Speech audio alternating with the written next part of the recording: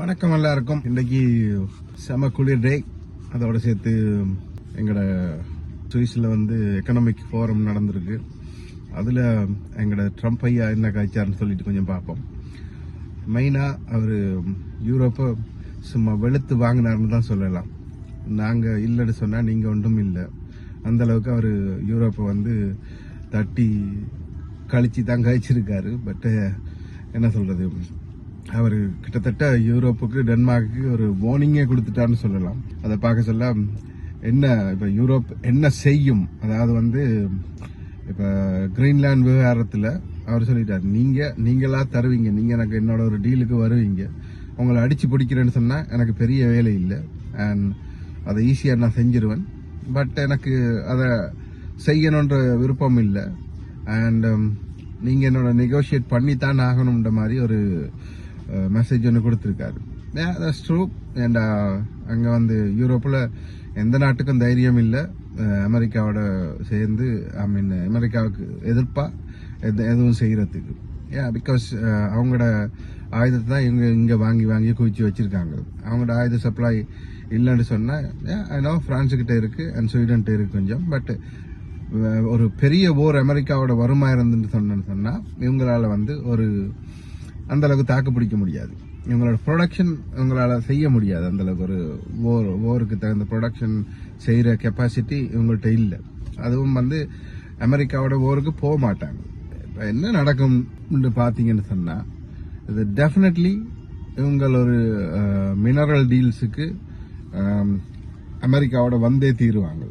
அது மட்டும் இல்லை, சேர்ந்து நாங்கள் இல்லை 2 பேரும் சேர்ந்து அந்த நாட்டில் ஒரு செக்யூரிட்டி இதை பில்ட் பண்ணணும்னு சொன்னாங்க. ட்ரம்ப் செக்யூரிட்டி இது சைனா செக்யூரிட்டியை பிரீச் பண்ணது, ரஷ்யா செக்யூரிட்டியை பிரீச் பண்ணது. அதனால தான் எனக்கு அந்த நாடு வேணும்னு சொல்றது எல்லாம் அதெல்லாம் சும்மா ஒரு கதை. பட் என்ன சீனியர் கண்ணு வச்சுட்டாரு, கண்ணு வச்சா அவரு தொடாம விட மாட்டாரு. ஸோ அதனால ட்ரம்ப் என்ன இது செஞ்சாச்சோ எப்படியாச்சும் அந்த கிரீன்லாண்டுக்கு ஒரு டீல் ஒன்று ஏற்படுத்துவார். அப்படி டீல் ஏற்படுத்த இவங்க ஒத்துக்கொள்ளலன்னு சொன்னா இவங்கள எக்கனாமிக்கலாக தாக்குவார். எக்கனாமிக்கலாக தாக்குன்னு சொன்னா இவங்களுக்கு நியாயமான வரி போட்டுட்டு இவங்கள தன்னோட டீலுக்கு கீழே கொண்டு வர வைப்பார். ஸோ அமெரிக்கா வரி போட்டுன்னு சொன்னா ஆல்ரெடி யூரோப்பில் நிறைய கண்ட்ரிஸ் எக்கனாமிக்கலாக பாதிக்கப்பட்டு தான் இருக்கு.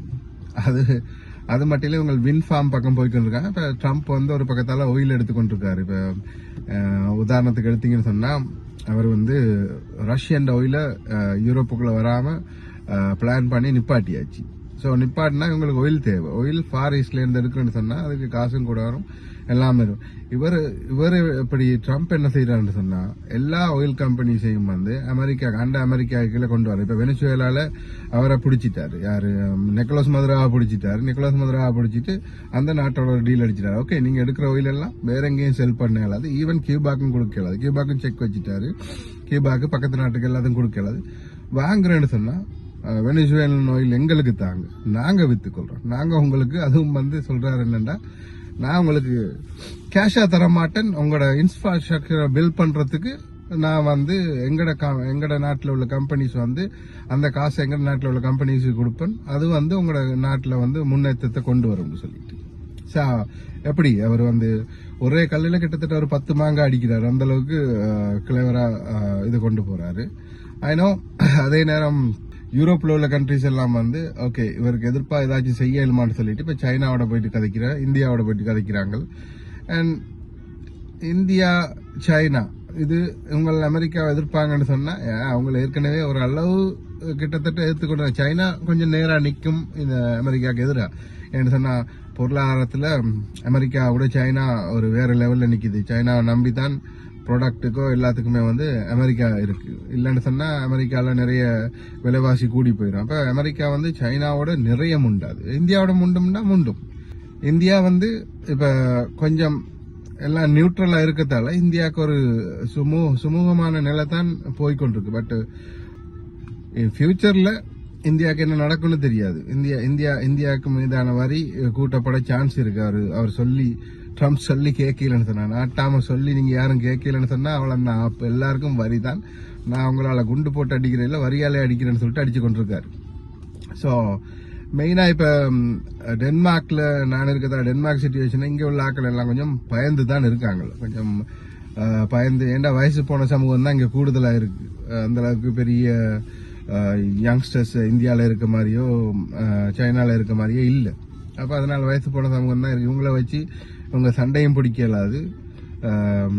இதை கொண்டு போயிட்டு கிரீன்லாண்டில் இது இங்கே உள்ள பாப்புலேஷனில் கொஞ்சம் பேரை கொண்டு போயிட்டு கிரீன்லாண்டில் இறக்க வேலை. கிரீன்லாண்டில் இருக்காக்கள் தாங்களே ஃபைட் பண்ண சொன்னால் அங்கேயே ஒரு 55,000 பேர் தான் இருக்காங்க.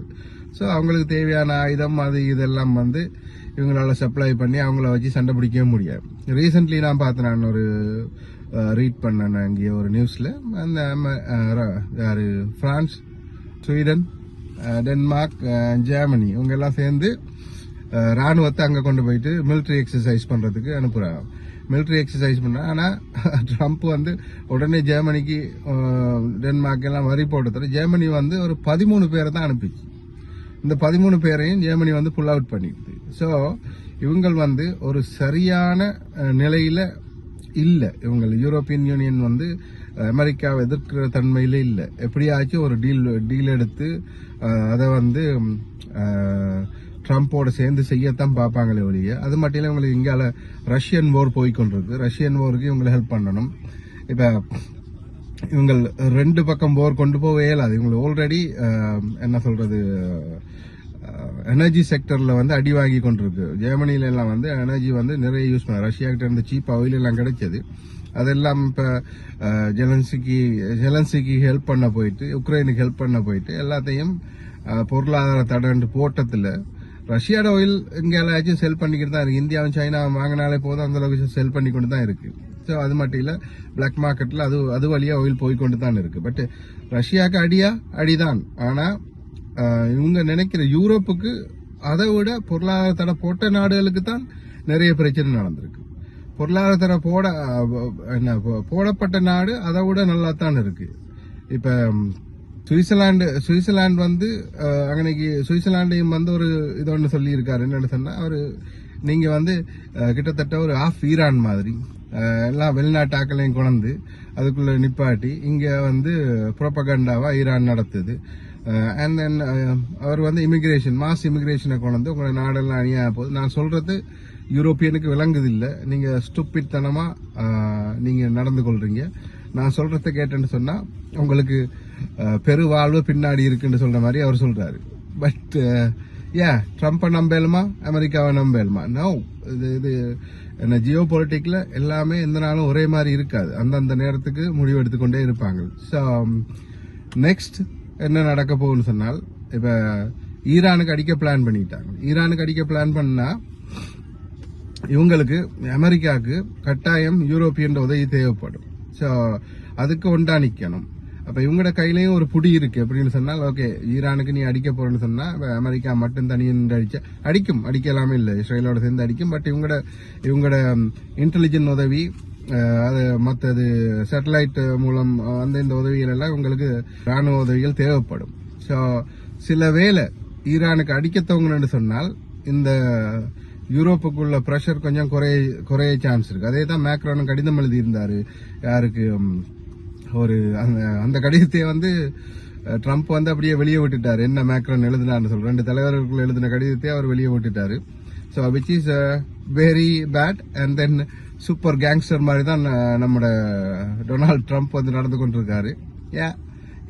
அவர் வந்து வர்றதுக்கு இவங்க எல்லாம் எதிர்ப்பு தெரிவிச்சிருந்தாக்கள். ஸோ அவர் வந்து என்ன பொறுத்தவரையில இப்போ அவங்கள்ட்ட இருந்து ஒரு கிராஜ் பழிவாங்கல் ஒன்று செஞ்சு கொண்டிருக்காருன்ற மாதிரி தான் எனக்கு தோணுது. நீங்களாம் என்ன வரவிடாம தடுத்தீங்க, ஸோ அதேகோ நான் உங்களுக்கு டைம் பார்த்தா அப்போ வைக்கிறேன்னு சொல்லிட்டு. Also Trump is a business man. ஏன்னா அவர் வந்து பிசினஸ் இதாத்தான் பாக்குறாரு ஒழிய. And then our money making மைண்ட்ல தான் இருக்காரு. அவர் ஹி டசன்ட் கேர் அபவுட் யூரோப்பை பத்தி கவலைப்பட இல்லை, இந்த வேர்ல்ட்ல உள்ள எந்த கண்ட்ரிஸையும் பத்தி அவர் கவலைப்பட இல்லை. இஃப் யூ ஃப்ரெண்ட், அவர் ஃப்ரெண்டா இருக்குன்றாரு. இஃப் யூ நாட் ஃப்ரெண்ட், கோ, நீ போ, எனக்கு உன்னை எப்படி எனக்கிட்ட காலுக்கு கீழே கொண்டு வர தெரியும்னு சொன்ன, நாட்டாம சொல்றதை நீங்க கேட்கலன்னு சொன்னா மறுபடியும் வரி போடுவேன், 1000% வரி கூட போடுவேன்ற மாதிரி தான் டொனால்ட் ட்ரம்ப் செஞ்சு கொண்டிருக்காரு. I know people are not happy. இப்போ அமெரிக்காலையும் நிறைய ஆக்கள் ஹாப்பி இல்லை, ஓலரா அந்த வேலையும் வந்து ட்ரம்ப்பை பத்தி ஹாப்பி இல்லை. ஸோ என்ன நடக்குன்னு பார்க்கலாம். அண்ட் வேற அப்டேட் வர்ற நேரம் நான் இன்னும் உங்களுக்கு மறுபடியும் உங்களோட கதைக்கிறேன். ஓகே தென் பாய் ஃபார் நவ.